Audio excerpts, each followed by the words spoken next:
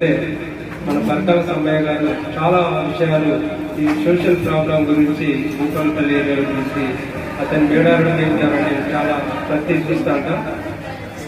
మన ఒక గ్రూప్ కూడా ఏర్పాటు చేయడం జరిగింది.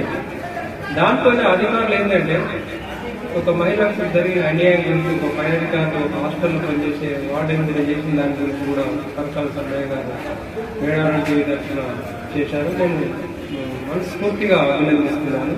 ఎందుకంటే పై అధికారి హరాస్మెంట్ చేసే ఒక మహిళ కింది స్థాయి అధికారిని ఆమె ఏ విధంగా అంటే లైంగికంగా వేధించిన విషయం ధైర్యంగా కొంతమంది చాలా మంది పెద్ద పెద్ద ఛానల్ ఉండవచ్చు, కాదండి వాళ్ళకి తెలిసినే వాళ్ళు చేస్తున్నారు. బట్ ఈయన అంత పెద్ద వెనుక సైన్యం లేకున్నా కూడా